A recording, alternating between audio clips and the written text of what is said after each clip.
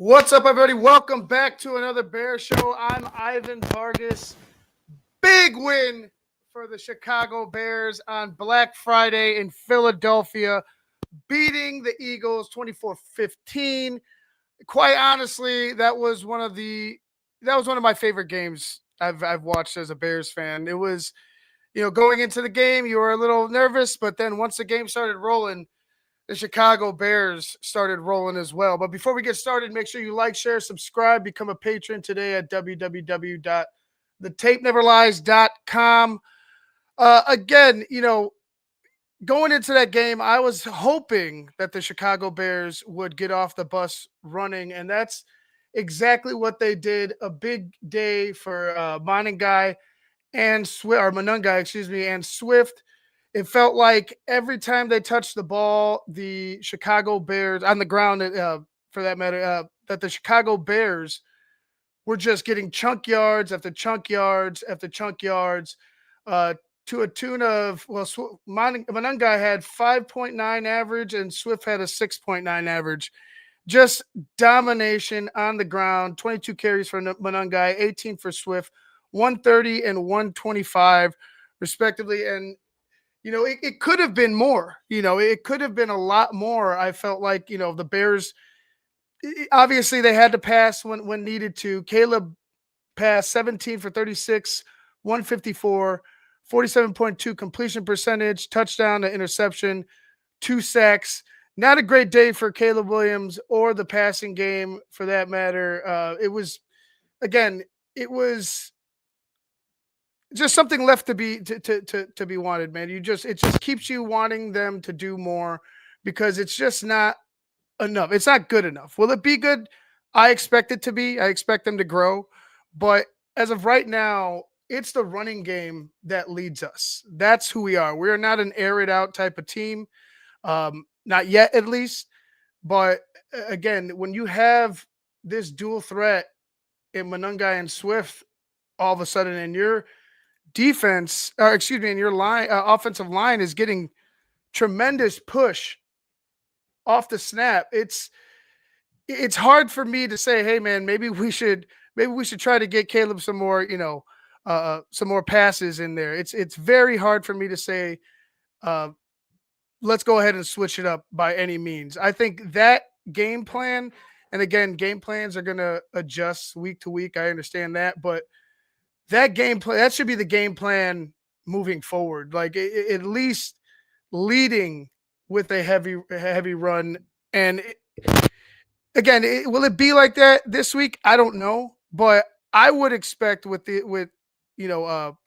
Michael Parsons on the other side, I would expect the Chicago Bears are going to try to put hands on him any way they can, whether that be, chipping him in the passing, in pass pro, whether that be, running 12 and just running right at him, maybe even getting some type of a pulling guard or a trap play where you get him, get some of these offensive linemen hitting him again. It's going to be very difficult for the Chicago Bears to go up to Green Bay, stand back there in shotgun and throw it 45 times. That's just not the remedy or the recipe to win the football game. It's not who you are as a football team, but I'm guessing that is the game plan moving into this week. And I know we're gonna get into this week in a little bit. I'm trying to pull up the Ben Johnson's press conference today. Here it is. We're going to get into the Packer game a little bit, but again, like I said, what the Chicago Bears did this past week, I think that's it. That's the recipe. That's who you are. That's who you have to be. And quite honestly, if they hit on more of these passing plays while running down teams' throats, geez, look the fuck out. But let's go ahead and bring in my guest because I'm eager to see what he has to say. I actually want to know why he hates the Chicago Bears so much. And but anyway, let's go ahead and bring in our guy, the smartest man, Shayne Marsaw. And that's not it. There we go. There it is. Hey, look at that. What's up, buddy? What's going on? Not I feel much. like I just talked about the Bears a couple minutes ago, and I'm back doing it again. Back at it. Never enough time. With always time to talk about our favorite football team, Oh, especially now that I can let loose a little bit. I'm not restricted by, CHGO yeah, and not being able to swear, but fuck the Eagles. yeah. That's all I got to say. I was saying that the entire after game, like right before we went on air, I was just like, "Fuck the Eagles, fuck the fans." Like I have a deep disdain for that organization and the fan base. It's just, and I know you. It goes Oh deeper for yeah. you. It goes way deeper for you because family's involved. But again, it was just a fantastic win. It wasn't something I was expecting, but Yep. something I was elated over because the Chicago Bears did what we asked them to do and go ahead, bully a bully, have pretty much virtually a complete game. I would say it could have been better, especially in the passing game. But as far as offense, defense, and special teams, I thought it was their best game so far this year.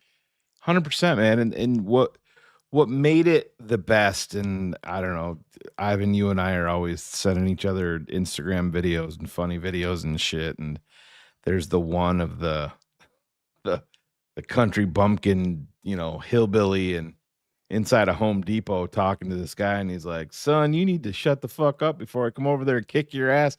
And the guy drops his bag into his cart, and he's like, "Oh shit, I want this." And he just walks right up. He's like, "I want. What are you gonna do? I Right. want this." Yeah. And the fucking hillbilly wasn't expecting that at all. Yeah. And that was what Chicago did. They went onto enemy turf, and they looked at him and they're like, "Yeah, we're here to fuck you up, and you're gonna take it. And then when we're done, we'll see you in 40 seconds." And they just did it over and over and over again. I mean, did Ben Johnson have Vic Fangio flustered? I mean, what did Vic do to adjust to Ben Johnson through 4 quarters? What did he do? It didn't seem like he had an answer. He didn't. He did not. And that's the thing, somebody in the chat knew how, kind of Phil and I before the Bears hired Ben Johnson, and we talked about, you were with us too with Jim Harbaugh and all of that. I knowing what I know now, obviously we didn't have the benefit of hindsight before Ben Johnson was hired. I'm not getting rid of our guy for anybody. I'm not. Ben has some warts that in the things that he needs to work out, but I have very little doubt in my mind that he's going to with all of that.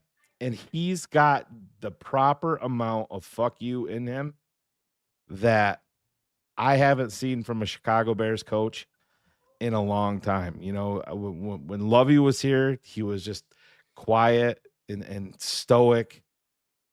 Ben isn't as loud and boisterous on the field as Mike Ditka is, but he's the dude that's going to take the needle and be precise, and he's going to put it right through the tip of your dick to inflict maximum amount of pain, and then he's going to tell you about it, and then he's going to do it again, and then he's going to do it again. And at the end of the fourth quarter, he's going to take that same needle and run it right through the center of your heart and end it.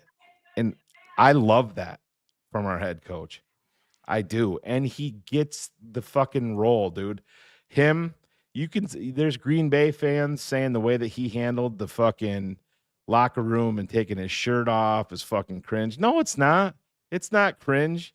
He was doing it for the city. He was doing it to feed people. He knows the fucking role. Go back and watch it and watch the look on Caleb Williams' face.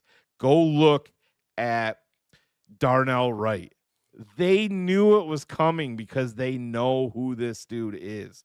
He fucking takes his hat off, hands it to Kevin Byard. They knew it was coming, man. He's got the proper amount of fuck you. And now everybody knows. Like I said, defining moment Sunday. I feel like the Titanic has pivoted away from the iceberg, and now you're heading into port. Yeah, and to be honest with you, like I don't see why. Like if they knew the bet, obviously people don't know the background, the bet, and everything, or whatever, win your circle promise and everything like that. Yeah. But regardless of that, the energy that came from that entire fucking locker room, top to bottom, executives, players, the ball boy, whoever the fuck was Oh yeah. on in that organization, in that locker room right there, was locked on to Ben Johnson and every word he fucking said. Yep. I mean, it's something to be seen, man, because we haven't seen that shit in such a long time where a guy commands the room, but not only that, he energizes everybody in that room and he's energizing everybody in that organization and in this city. And for him to do that, I didn't expect it whatsoever. I was expecting like maybe he'd do it at the end of the year or what have you. Yeah. But I think this game was the It fit it perfect time to beautiful. do it. Yeah. Totally agree, Ivan. And it just Mhm. like you said, he's commanded the respect. All right, here's a perfect example. How many post-game speeches have you rewatched as a Bears fan from the Bears head coach? I've seen almost every week. I've probably rewatched every one of them at least a dozen times. At least a dozen times. Because it inspired we are in the fucking desert dying of thirst and you're coming up on an oasis and you finally fucking make it. And Mhm. not only is it just an oasis of water, it's fucking chilled. And there's hot models everywhere. We're like, holy fuck. You know what I mean? It's Right. just, and we haven't done anything yet. We haven't won anything yet. We've exceeded expectations, but I don't have any doubt in my mind with Ben Johnson getting us to where we need to. I don't think he's afraid of making hard decisions. I think you're going to see a lot of those in the offseason. Like, oh shit, I didn't think that this dude was going to be gone. Mhm. And there he goes. But that is exactly what you want. Like I said, man, you were live with us. I was wrong on the Colston Loveland pick. I was wrong. It's not the way that I would have done it, and I'm just being honest. I was wrong. He's smarter than I am. He sees the forest through the trees, and he knows what he was thinking and what he needed with this team. And Ivan, I brought this up on BHL. Tell me that Colston Loveland is not the most natural and best catcher of the football on your entire fucking team. There was He is. that catch that he made on the sideline that it wasn't a first down, it was close to a first down. But it was something like to be able to be athletic enough to run with I believe he was a corner at him. Yeah. Oh, Run yeah. with the corner, dive and make that type of catch while, keeping presence of mind to hold on to the football. Yeah. That's something that you can't teach. And like I was angry. I walked out of Soldier Field. Yeah. Am I angry now? No. Like, you No. know what I'm saying? No, we could deal with whatever when we get to that point. But as of right now, the guy he's quickly becoming one of my favorite like target Bears. Totally agree. And Ivan, Quickly. he's 21 years old. He's one of the youngest Bears Mhm. on the team. And the other fucking dog that, again, this is another conversation that we're going to have, and he's not out of the doghouse yet in Ryan Poles, but Luther Burden's got some of that fuck you in him. Colston Loveland's got some of that fuck you in him. We know Caleb does. Manun guy has some of that fuck you in him. And what that is coming from your fucking head coach. His impact on this draft is exactly what we've been like. We need dogs. How many years have we said that? You know, Forever. the one guy on defense that they drafted, Shamar Turner, is a guy like that. He's got some fuck you in him, but he hasn't been healthy enough to, and is obviously out for the year. We're not going to be able to know until next year, but look at it, man. It's crazy. And not now we're moving forward with Trapillo at left tackle, and Ozzy's showing more than a pulse. Is he perfect? No. Did he get beat by Nolan Smith? Yeah, he did. He's going to be seeing that shit again. But you know what? I have the confidence that our offensive line coach is going to have him coached up and ready for that. No, absolutely. And it's you got to give kudos to Dan Roshar with what All from what day. we've seen with Morgan, from Chris Morgan to this, you know, he went out and called out yeah, Darnell Wright, right? Yeah. Calls him out and didn't call him out to embarrass him, to make him feel like a piece of shit. Yeah. He called him out to dig the best out of him because he saw the best in him. And it's just it wasn't consistent enough. Now look at them. Now he's playing like a fucking all pro. You Right. know what I mean? And then adding Tooney right next to him, or, on the line as well is a huge advantage. But again, just like you said, seeing this from where we came from, it's just I think we've been so stressed for the past fucking God Oh, yeah. knows how long. And especially, once TTNL started up and then, you guys and then me, joining and everything like that. It was just the stress level about how this team was run, how this team was going to, come out of that darkness. We just didn't see it. And then God, Yeah. thank God for Lovey Smith and thank God for Davis Mills. Dude, Ivan, still to this day, I've done a lot of these fucking shows over the years, and still one of the top 3 moments in TTNL history that people will never see was tuning in. You and I were watching it live with Phil behind the fucking scenes, and you and I lost our ever loving shit. Oh yeah. And it was great, and it's where all of this started. It Mhm. really is. It's where all of it started, and it's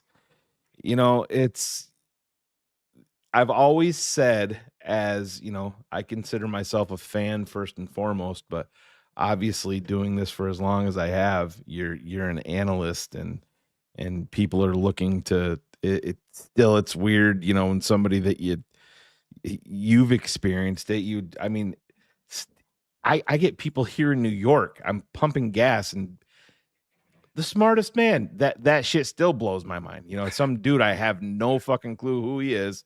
I'm just pumping gas into my car, and that they come up, and it's more so now because the Bears. I mean, it's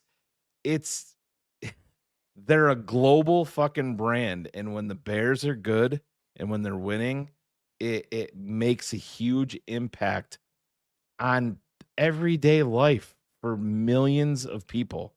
And it's great, man. They have seemingly my confidence level in Caleb Williams has never been higher. My confidence in Ben Johnson, like I said, there's some things I think I think this offseason is going to be huge for Ben with the reevaluation and some shit. Like I got mad the other night when he went away from, you know, what I thought he needed to stay with, but I just think he's got that aggressiveness in him. He wanted to slay the fucking dragon, and it didn't cost him, but you're starting to hit on a lot of things that we've been begging for. Ozzy Trapillo wasn't fucking ready. And what do? They sit him down and they leave him there until coach him up while he's not playing. And you want to know something else, Ivan, that this should inspire confidence? Don't ever forget. So you and I are big fans of Dan Roshar, and I know that Phil is too. Don't forget that Dan Roshar singled out an offensive lineman as being probably the most talented overall of all of them, and he's not even fucking playing. And it's a guy that everybody's low on because he can't stay healthy, in Karan Amagaji. Don't ever fucking forget that. Don't forget that. That's a key fucking piece to all of this, and what Dan Roshar believes in. It's huge, man. You have fucking options along the offensive line. We've lost our starting left tackle Mhm. 2 times this year. And we might have the best option of all in there moving forward. We'll see. Still a long way to go. We've never had that before. No. Ever. Ever. I can remember the life that we lived when Brian Urlacher got hurt in the beginning of the year and your fucking season was done. That's it. Because nobody else could run the defense like Right. Brian Urlacher. It's crazy. And You've lost. not only that, he just the middle of the field was shut down. But you could continue, Shane. No. I'm just saying that's the thing. We've lost Jalen Johnson. We've lost Kyler Gordon. We've lost Tyreek Stevenson. We've lost a second round draft pick in Shamar Turner. The list that's just on defense, and it's still survive and advance. All your linebackers are down. Survive and advance. Has our defense regressed since losing these guys? No, they haven't. You've discovered in DeMarco Jackson a guy that I think is better than Noah Sewell and needs to be in the starting lineup when the other guys are back. Yeah. DeMarco Jackson can play fucking football. Yeah, and you don't hear his name on bad call. I mean, I'm No. sure they're in there if I go ahead and look deeply, but he's doing a solid job from a guy you wouldn't expect. You know what I'm saying? And all that comes from coaching, Shane. It all comes from a strong foundation and coaching. And that's what Ben Johnson has brought to the table. And it's like, from Lovey to Tressman to fucking Fox to Nagy, all these fucking guys. You just never saw that solidified. You never saw the plan, right? And easily enough, we see the plan now. Maybe not at the beginning of the game or of the season, but we see the plan now. And if it just allow it to grow, I think Ben Johnson is going to take us to where we need to be. And it's just a matter of time. It's just a matter of time. Real quick, Karan Amagaji is a guy that just gets lost in the mix, like you said. How do you feel they're going to go ahead and try to elevate him back? Is he going to be a guard, or will they just try to utilize him as a all-purpose type of lineman? I think I mean, I don't know who he's going to supplant. It's going to be interesting to see. I mean, it to me, it's pretty clear that they've, and I think it's key. You know, Phil and I are on record on CHGO when they asked us flat out pre-Philadelphia Eagles game who you think should start, and I said Ozzie Trapillo, even over Theo, because I think it helps you get the blueprint of not to get into the offseason, but if he goes out there and proves it, it changes your fucking offense, your off season fucking completely. Mm-hmm. It does, because if he goes out there and listen, it's weird. You're in a position with 2 left tackles in Trapillo and Benedette. Benedette is a better run blocker and struggles in pass pro, and Ozzie's the exact opposite. Mm-hmm. I feel like there's way more upside with Ozzie, just the sheer size of him, and he's showing signs on pass pro that I think he can get. He's got a little bit of that fuck you in him, like most BC linemen do. I'm not. I think he's going to be fine in the running game as he gets more comfortable in this, and then Karan becomes the ultimate fucking wild card, man. It's Mm-hmm. what good teams have. They have not just options, they have viable replacements with upside. That's what good organizations do. And it's you're not writing his name in pen at a specific position. You're just going to go out there and you're going to say, all right, hey, so and so went down. You're the next man up. get out there and go do it. Right. And I would love to see that because Karan, you want to see a draft pick pan out, and with so many misses from Ryan Poles, he's had some hits late as of late. So I would just like to see that work itself out. He's young. You got Dan Roshar in his Yeah. corner. Let's see what he could develop into. Sticking with the offense before we go to, because I'm going to keep it at, like, we're out of here at 45-minute show today. I'm going to keep it short. Yeah. But Caleb Williams and the wide receivers. There were times where it looked like Caleb missed. There was times where it looked like Yeah. the receivers could have made adjustments and made a play. Where do you think it comes together? Because for me, I feel like the formula's there, right? You have Mhm. the formula, and with seeing how many opportunities you had to get big plays in almost every game you've played so far, when does it all come around?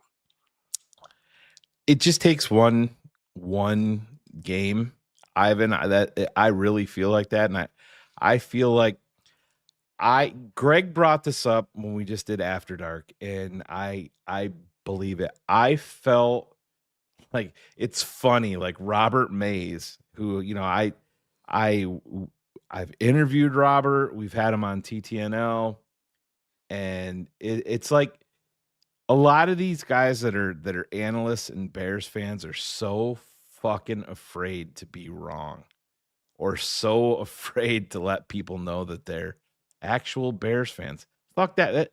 That's where it all started out. End of the day, if I leave TTNL, I'm always going to be a fucking Bears fan. No matter what. I don't give two shits what anybody thinks. I can be open and honest, and I can be critical of the Bears and still be a Bears fan. But Robert came out and said, Caleb played awful. I don't think he did. I don't think that he played awful football. I actually feel like Caleb Williams took a really big step in the fourth quarter versus Philadelphia. After he had the interception on the screen to Monungai, and Mhm. that's on Caleb. You gotta put a little bit more air under that. Jalen Hunt is a good player, 6'4". It's not like he's a short guy, but fourth quarter numbers for Caleb, he was 5 for 6 with the touchdown to Cole. But I think the separator, Ivan, is he was changing throttles on his fucking fastball, where he wasn't like, all right, I'm good. If you need him to throw a football through a piece of plywood, he can do it. Right. I don't need you to do that every fucking pass. Mhm. Like that play to Cole Kmet, not sure if people realize how, what degree of difficulty that play actually was. That was USC Caleb Williams right there. Perfect amount of touch, perfect placement, and it was rolling out to his left. Like, Yeah. And not really the number one or number two option on the play. It was, I see the fucking kill shot and I'm gonna take it. And he did it. And I feel like he's calming down. He still needs to, like, and I know that Phil is adamant that he's more so putting it on Rome, the one in the end zone. I think it's both. mhm. Rome could have come back more on that, but if you watch the tape, Caleb's internal clock is at like fucking sonic speed. And he actually, I don't know if he stubs his toe, but Ivan, when he threw the fucking football, he has both feet in the air, not even on the field. And there was no reason for it. He Right. had a clean pocket. He could have stood there, stepped up in the pocket, and fucking ripped it. And it would have got there. Rome, yes, could still come back. But don't forget, in the Ben presser today, he praised Rome for the elite route that he ran to get to that point on that play. Yeah, and it was because Rome was wide the fuck open. Yeah. But again, like you said, It was both. Like, there's no doubt because I felt Rome because he turns, he looks, and I'm like, Rome, go, like, move your feet, get back, like turn back to the field. Like, it just seemed like he And stopped and expected the ball to. and I think something that, well, I don't want to say nobody's talking about it because I've heard people say it, but that's going into the wind, Mhm. and he was throwing that across the field, and that's, it's in terms of what yard line they were on and throwing it to the beginning of the end zone, isn't impressive, but when you're on the opposite hash and throwing that, and it was 100% all arm. There was almost no mechanics involved at all on that. So, but you go back and you're like, where are they going to get on the same page? Ben also called out the wide receivers today, Yeah. and Yeah, let's talking go ahead and about, just yeah, let's jump into it because he did exactly what he was talking about, the routes and yep. how depth wasn't being cleaned up. But let's hear from Ben Johnson today in the press conference. Just to piggyback on the game from Friday, just really proud of how the group came out and competed. They played hard for 60 minutes. I think that was evident on the tape and in all three phases. It was good for the whole city, I think, to get that win. I think that was a big one for us. And so our players were able to enjoy a couple days to be with their loved ones. And now we're back in the building and cleaning this game up, and then we'll be on to the next one tomorrow. But we got a big challenge. We got 5 games remaining here, and as we've been saying all along, our goal each week is to find a way to get to 1-0 for that week. So I'll go ahead and open it up from there. First question, Dan. Ben, I got 2 questions for you. They're very different in theme. The first one, we obviously understand your eagerness to feed Chicago, but I'm curious when the idea of your shirt removal entered consideration for you on Friday. Well, yeah, that was a spur of the moment deal, I guess. But I figured the sooner the better because Ben knows he's pretty ripped up and he's playing all coy. This Right. thing keeps getting a little bit worse as we go along in the season. So no, it was good, man. I hate to draw attention away from our players, but the intent was to bring up the city of Chicago. Ivan, can you pause it real quick? A little excitement. I just want to point this out because that was Dan Weeder, and I talked about this on CHGO. And this is the type of shit, and I'm not specifically pointing to Dan. I'm talking about media in general. This is one of the biggest wins for the Chicago Bears in years. It's a statement win. All of these beat reporters that have been covering the Bears for a decade, 5 years, 7 years, when you listen to them do their individual pods and shows, all of them say, oh, I just wish we could cover a team that was fighting for the playoffs. And oh my, it's so nauseating to be covering the Bears and they're losing every year. And you're covering, the coaching carousel and talking about draft picks in November and December. And it's so nauseating. So Dan's leading off the fucking show, the presser today, and you knew that the Wiener Circle shit was gonna, so that's fine. That's not even fucking really game related. Listen to what his first fucking question in one of the biggest wins for this franchise and the single biggest win that Dan has ever covered for the Chicago Bears. Listen to what his first question is. And because they're a big part of this journey as we're going through the season also. So want to bring attention to them. I wanted to ask you about 2 end zone misses Caleb had in the first half. The there one you go. to Olamide, it drives me fucking in the first quarter let's play go to action the there, 2 and then misses the other in one the to biggest Rome front right win that pylon on we've the had other in side of the decades. field.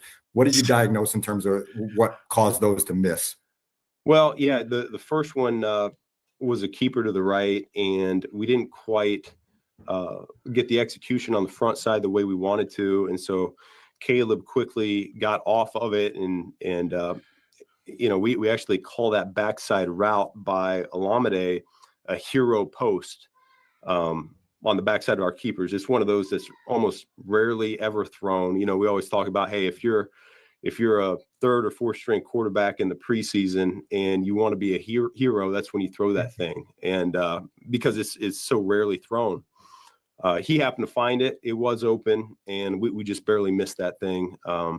So that was that one. And then the other one to Rome is very similar to where Rome is on the backside of the concept. Rome ran a great route, and Caleb was working through his progression. The front side didn't work out the way that we needed it to. And so as he was getting back to his second and third read, he ended up seeing Rome pop and just left it a little bit short. So both of those were a little bit of him just seeing the field really well, similar to the Cole touchdown, where not necessarily the primary or secondary read, yet he's seeing it and he's trying to pull the trigger to the open guy. So I think it was good on his behalf being able to see all that.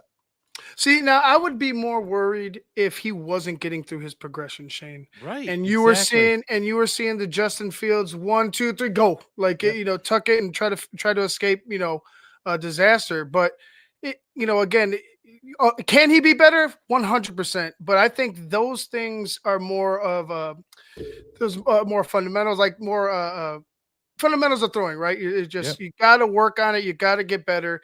It's all about getting better at this point, but he's not a broken quarterback.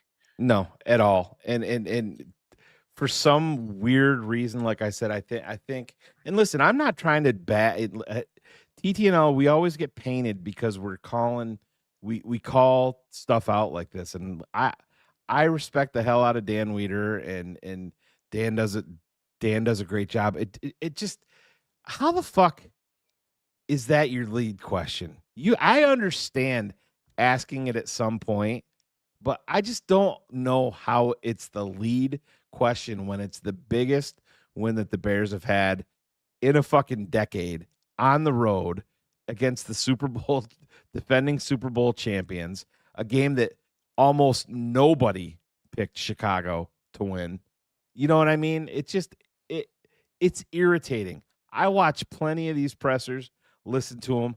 I just don't hear this shit going on anywhere else but Chicago. And it doesn't end there. It's you win 24-15 where you fucking bitch slapped the Philadelphia Eagles for 4 quarters. How about, I don't know, Ben, you almost rushed for 300 yards on Friday. Talk about your game plan and maybe kind of, how you decided to attack Philadelphia with this run game with, 47 carries. It's just hard. It's hard to listen to at times. We've heard it for so many years. Just and like you said, they want everything to be happy, but again, then they want to bring shit back to like the negatives. But I'm not partial to them pointing out certain things, but like you said, you just whooped the Philadelphia Eagles, the defending Super Bowl champions' ass. Ask about what you did to prepare to win, right? Ask about those things, not just, hey, Caleb missed these 2 throws. What do you think about that? That's just, I think it's baiting him to say something negative about Caleb. Right, and it's how about, Ben, this is the biggest win for this franchise in a long time. You haven't even completed your first year. Can you talk about how critical and important a guy like Joe Thuney is to this franchise in settling an offensive line that's been in constant upheaval for, I don't know, 20 fucking years? Fuck, if you want to talk about Caleb, ask what Joe Thuney has done, to help Caleb out. Like, what is that relationship like? Ask, there's just so many more things you can ask, except you wanted to ask about 2 misses that Caleb had in a victory. It's to your point, it's frustrating. It is, and Olin came out today. Olin thinks that Jonah Jackson should be first team All Pro. I don't listen. The Pro Bowl. They're never going to get rid of the Pro Bowl for contracts and incentives and all of that shit. The Pro Bowl is the Pro Bowl. It's fine. All Pro is where it's at. And you have the potential to have gotten a first team all-pro set of offensive guards for a 6th and 4th round draft pick. And you gotta credit Ryan Poles there. And I understand anybody could trade for Joe Tooney, and Ben Johnson was connected to Jonah Jackson. I get it. You still gotta give him credit, man. He's involved in that process. Speaking of credit, we got a $20 holler from Slick 1020 Shayne, which is not your name. Poles doesn't deserve to be shit talked after a win. Me, yes, you could literally put Phil in his job and probably would have the same results. Poles is not why they're winning. It's due to coaching. I would put it more on coaching, but listen, it's a bit of a double-edged sword. And he orchestrated, and I know that it's easy to trade the number 1 pick. He still orchestrated the situation that got us Caleb. You know what I mean? He tried to trade down twice, and then Houston balked, and he's like, fuck it, I'm just gonna make the deal with Carolina. You know, Carolina was at 9. He still had the forethought to look and be like, you know, Carolina may give us the number 1 fucking pick next year overall. That's what it was. And I don't want to hear shit from anybody saying that, you know, moving on from Justin was hard. No, it wasn't. It wasn't hard. It was easy. Very easy for multiple quarterbacks in this draft, because the Bears, had not had the number 1 overall pick, guess what? They were still drafting a quarterback. They were done with Justin. No doubt. But it's Ryan Poles, I think, this is hard to even put into proper context. The coaching was so bad and the environment was so toxic. I think very talented players took the brunt of that, and it almost made them look like they weren't good players. Where when you put them around an environment of football where it's, you know, winning is the number 1 priority within this locker room. And oh, by the way, we're not just going to give you reps on the field. We're going to teach you off the field, in the classroom. Like, explain to me how Ozzie Trapillo got better sitting down if you don't believe in your coaches. Right. Explain to me how Colston Loveland in the first couple weeks of the season was nowhere to be seen almost. It's coaching. The talent is there. We know that. That's why you're a top 10 pick. It's why you're a 1st or 2nd or 3rd round pick. The coaching has to it's like planting a fucking flower. Mm-hmm. You know what I mean? You have to water it. You have to pull the fucking weeds. Get rid of the fucking warts. Get rid of the bad soil. And that's the thing where I think Ryan Poles probably deserves a little bit more credit in some of these players, that they're actually very talented. He just didn't do them justice with the coaching staff that he had around them.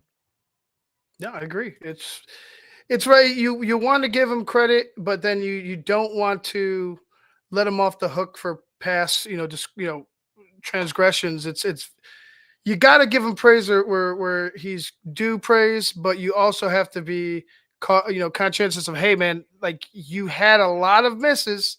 So going into this season, as good as, as happy as I am right now about where we're at and what's going on, when we go into this next offseason, it's probably the biggest offseason for Ryan Poles because you're going to have to hopefully add to a playoff contender, right? And actually try to figure out what players you can do without, and that's going to be part of Ben Johnson and his. I think they're going to be tandem in this. I know you have who's the assistant GM? I keep forgetting his name. Ian Cunningham. Ian Cunningham, and then you have Ian as well. So I think it's going to be all those guys together trying to figure out what is best for the Chicago Bears moving forward as far as players in the draft. But let's keep moving forward with this because I want to get the best soon. Pat Finley. Hey, Ben, how are you? Hanging in there. Good. In the introductory press conference you had when you got hired, you said you had enjoyed beating Matt LaFleur twice a year. Why was it important for you to get across the Packer rivalry to the fan base? Yeah, touch on it, I guess. It's a big week. It's a big week. We know how important this rivalry is, so just wanted to address that. From afar, what was your view of the rivalry before coming here? It's one of those that I think lives in NFL history. I think it goes back for a long time. Two of the most winning franchises in the NFL, and I think that continues to be the case. So it's a big one. Courtney. Ben, I know you talked about how important it was just to get the win for the city, but in terms of the NFC standings, to get the win on Friday, but then see what happened yesterday, what was your reaction after that Rams game when you guys become the 1 seed for now? Oh, it doesn't mean anything. There's 5 games left. I love that response. We got a long ways to go, and we have not been guaranteed a spot in the tournament yet. We have to earn that right. Mm-hmm. And the only way you can earn that right is by finding a way to win the next game. So that's where our sole focus is. And I know Caleb's talked about it before, just there's passes that he's missing that are concerning to him because they're ones that he doesn't usually miss. And just like how off target he was on Friday on a couple of them, like where are your concern level with his accuracy right now? It's an area that we are certainly talking about. There's no question. I will say in regards to Friday that was one of the more challenging games in terms of the wind. And so I called a outbreaker to DJ early in that game, and DJ ran a phenomenal route. And yet when the ball's in the air that long, that wind was taking care of it. And you could see it with the place kickers as well. It did a number on Philly's kicker where, the wind was a major factor. And so after that throw, I was a little bit concerned, particularly going that direction of putting the ball in the air for too long for a guy like Caleb, who's got a super strong arm too. So I would say that plays a part, but there's a number of them that we've been talking about where we got to fundamentally be correct. The primary receiver, when he's open, we want to make sure we hit him. And then all of our pass catchers, we just harped on it today. We need to be more disciplined in our route detail. It's not where it needs to be. Our depth's not proper all the time. Our steps isn't. And so everybody's got a role to play to get this pass game cleaned up. It's not where it needs to be. We're winning in spite of our passing game, not because of it. And none of us are pleased with that right now. You could tell it bothers Kevin? him. Yeah. Yeah. Hey, Ben, sticking with the wind element, obviously with, all your outdoor games coming up in December and January, what were some kind of coaching points for yourself or things for Caleb that you learned from that experience on Friday moving forward? Well, each game's different. And as much as you want to forecast it ahead of time and look at the what the meteorologists say, you really don't know until you get out there for pregame. And so these guys understand how important it is to get a good feel, make sure you got the right cleats on so we're not slipping on our routes, and make sure that we're forming that hook up there in pregame. And so when I come out, that's what I'm looking for. And I'm always asking the coaches, how did it look? How's he spinning it? And it gives you confidence as a play caller when you feel like it's not really making much of a difference, which there were a couple games earlier in the season where I felt like it could, and it really didn't. And I needed to call the game more aggressive early, whereas this game, it did create more of an issue, primarily there in the first half. I thought in the second half, it died away a little bit, but something that we're always conscious of as coaches. And you talked about the accuracy. What other elements of Caleb's game are you looking to hope to get some growth in these final 5 weeks to kind of help? You and Caleb both talked about, you guys, the best is still yet to come, how you can get It's all there. his footwork in the offseason. Yeah, I mean, I think really that's where it's at. what you don't see is how smooth that operation was on Friday. Maybe you do. I certainly noticed it. I thought that was one of the better jobs he's had in terms of getting the play call, calling in the huddle, getting the motions, the shifts. I mean, we had a lot of moving parts there in that game to create some eye candy for those defensive players. And I thought he executed it really well for the most part. I screwed up a play call and he made it right for me. And so that was good to see. So he's getting better each and every week in that regard of playing the quarterback position. Like I said, it's all hands on deck for us to clean up this passing game to make it more of a weapon. Herb? Coach, I know the goal is 1-0 and 100% focused on Green Bay as it should be. And I feel like it's probably a little bit easier at times during the season when there were still questions about competition or quarterbacks of the opposing teams. Now you guys have gone out, you've beat two people that came in as division leaders. You got a statement win out in Philly. Does it become more challenging as a team to stay locked in on only this week and not start thinking big picture in terms of, well, how far can we actually take this team? Are we the best team in the conference in the National Football League? Didn't he just say that? Yeah, no, I mean, the emphasis has always been it's a good professional question from a beat game. reporter, Ivan. I just like I told the group this I mean, morning, he's been the job saying is it not all done. We year, haven't accomplished anything going yet. week to week. We're at 9 wins, and I think this year you're probably going to have to get to 11 to make it in the tournament. And so that's what we need to do. We got to get there first. We got to find a way to get there, and the only way to do that is to find a way to be 1-0 this week. Nick?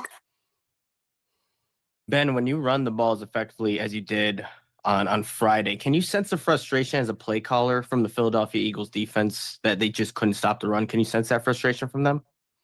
From the booth? I probably wasn't watching their body language a whole lot, but I mean, I do feel the 4s, the 6, the 8s. They add up. And then our players come to the sideline, and they're calling for it a little bit. I hear our O-line coach, harping a little bit, run the damn ball, that type of thing. And so I hear it, I feel it, I see it. And so as a play caller, you try to adjust and like I said before, I'll do whatever it takes to win the ball game, score points. And if that's throw it 50 times, we'll do that. If it's run it 50 times, we'll do that. So we're a little bit more run oriented here this past week. Unless you had a camera into the Philadelphia Eagles play booth, you didn't know what the fuck Vic Fangio was feeling. Nobody's looking at the body language of the coaches. I mean, in the midst of an NFL game, like I said, I've never been able to on the sidelines for an NFL game, but I've had the opportunity a couple of different times to be on the sideline for a Division I college football game, and it's pure insanity. I mean, it's literally the last thing on their minds is the body language of the opposing team's coaches. They just don't have time.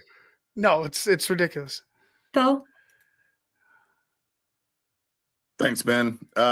So this shirtless business, when this idea was first brought to you, I want to know what were some of the thoughts that were going through your mind, and then seeing how this has blown up in the last couple of days. What has been your reactions, or what are some reactions that you've heard from people to you doing the whole shirtless thing?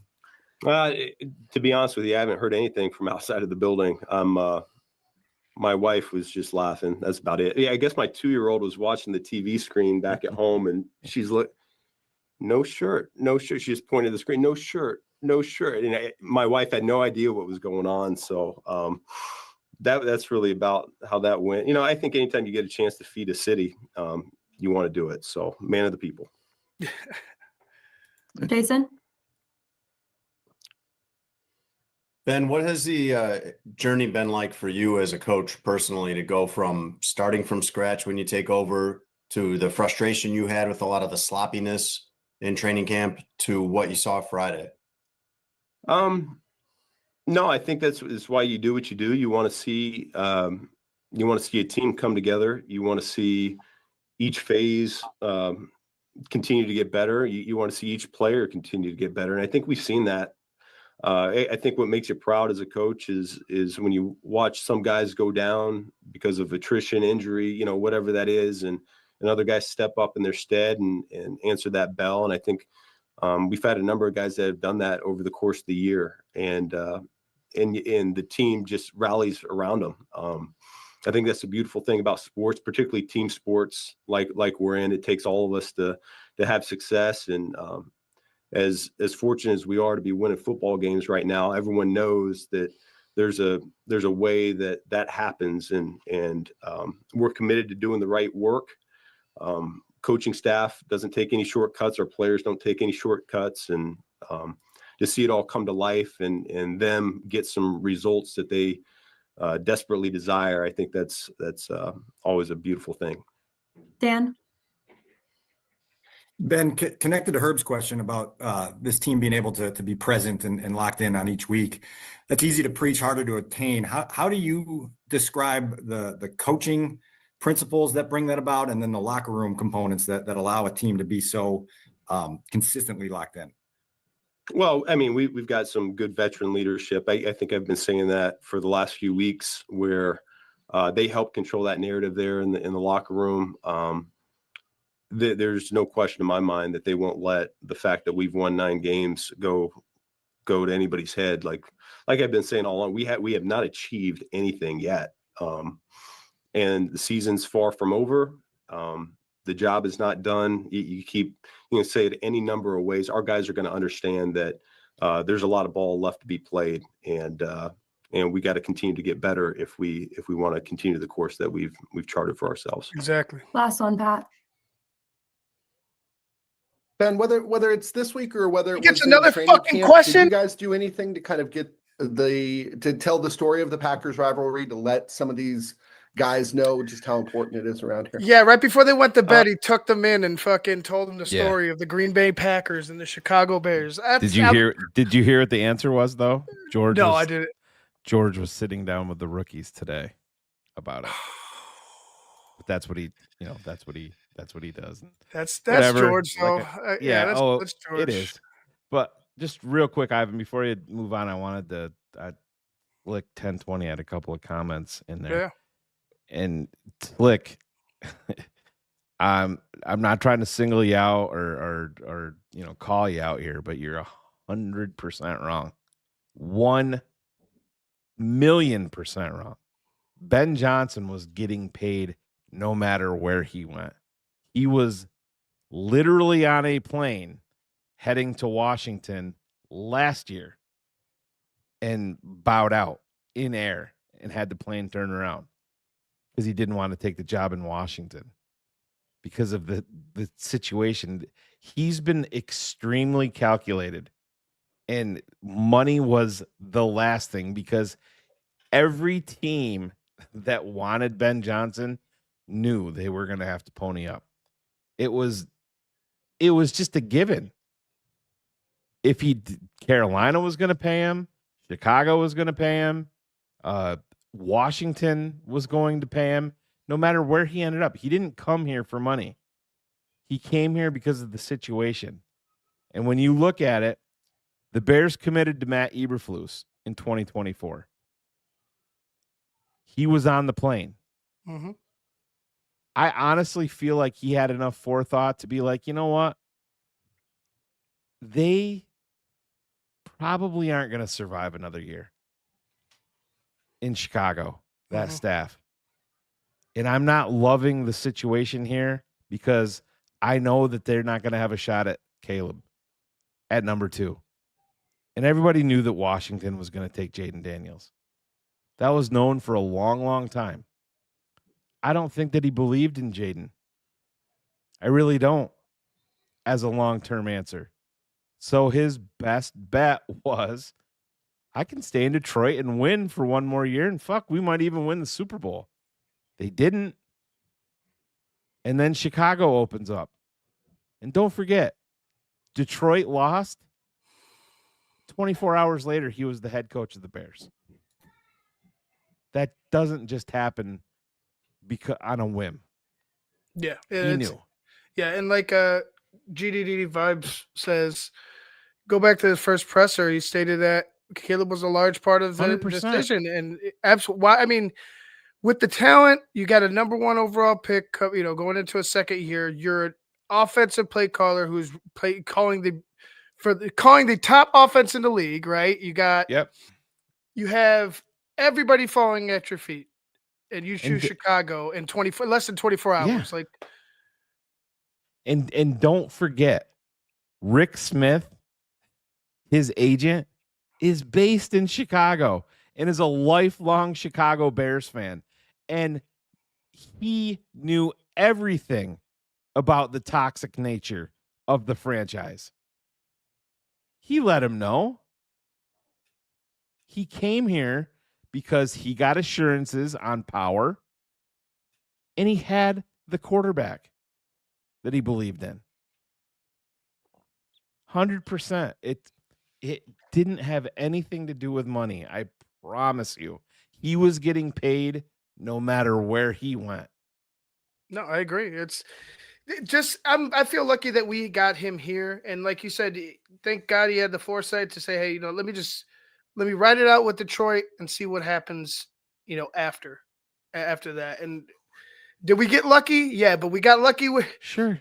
we got lucky with plenty of things. Caleb, we got lucky with fucking Lovey and Davis Mills. Like, what I Yeah. mean? Like, it's Slick, he could have went anywhere.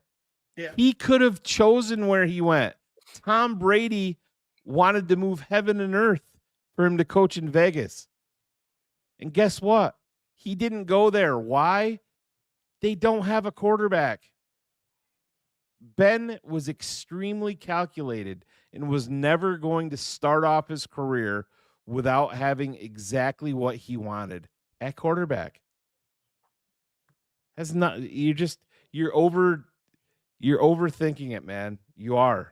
yeah, I think you are, Slick. We appreciate the comments, but it's he literally said those words. I mean, starting out. so it's like you're cool, bro. I mean, now you're moving the goalposts. Yeah, what does a living situation have to do with the football team? Is the football team good? No. When you're making $14 million a year, you can live wherever you want. Right, get a summer home in Vegas. Do whatever the fuck you want. All right, let's go ahead and just last 5 minutes of the show.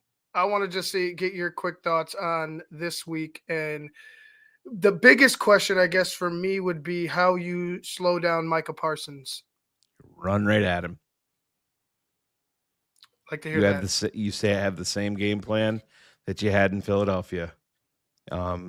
You want to negate a big time pass rusher, and let's be honest.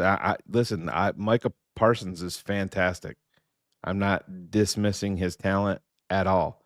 He's not the biggest guy in the world. It's not like Julius Peppers. I'm talking. In physical, nature. But that's how you neutralize Julius Peppers at 6'7", 290. You ran right at him. And it's critical. And I think, Green Bay has an excellent defense. They do. They just lost Wyatt, so that's gonna hurt. I think the X factor in this game actually could be Caleb Williams and his feet making plays. I really do, because they're going to be cued in on Monungai, and they're going to be cued in on DeAndre Swift. And you may have to make some plays with Caleb and his feet to get that extra guy out of the box. Right. And, we'll see. Don't forget, with everything that was going on last year, and I understand that the Green Bay wasn't at full strength and stuff like that, but Caleb went into Lambeau last year and made some fucking plays. And the Bears came away with a W. So he's got the experience. This isn't uncharted territory for him up there. By the way, you have 110% upgrade at head coach. You have 110% upgrade at offensive line coach.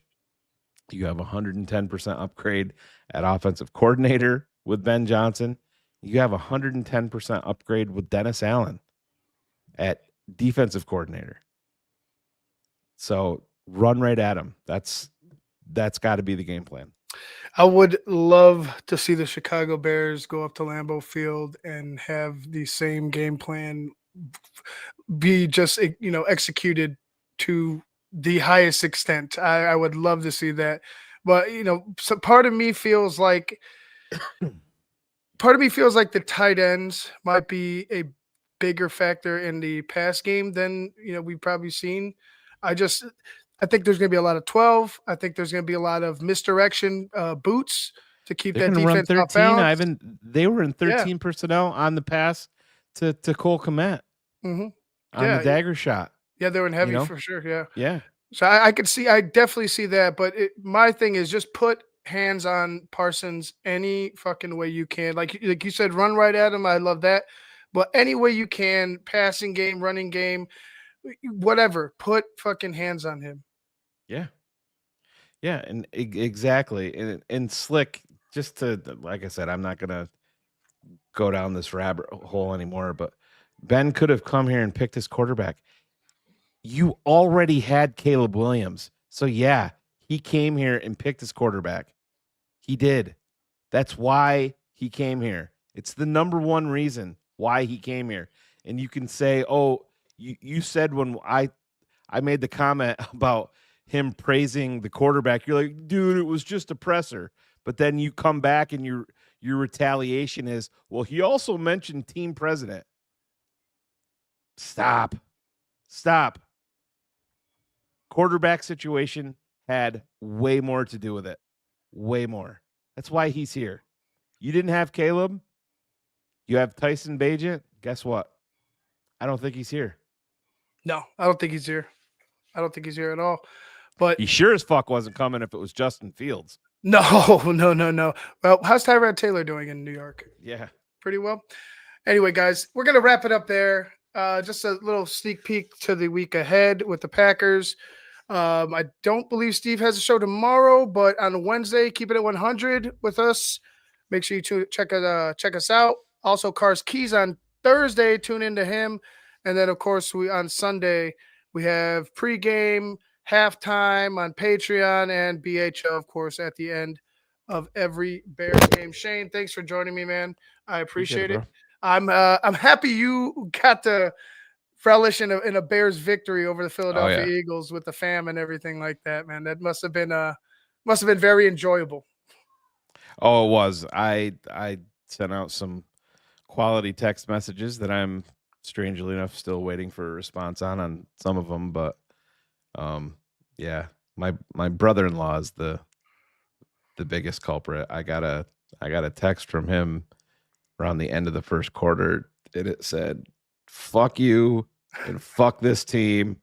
I'm done watching this team full of pussies. I will not watch one more second." And that's the last I've talked to him. So that's awesome. Yeah, but that's typical. That's typical Philadelphia Eagles fan, and they live in. I mean, they just won the Super Bowl and they're ready to blow the whole fucking franchise into eternity.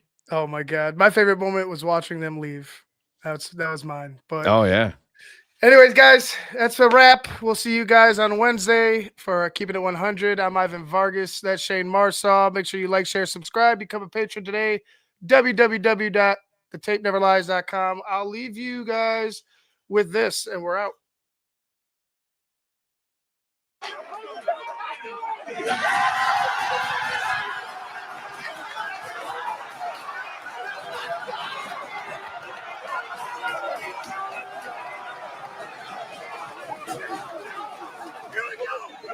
Good, better, better.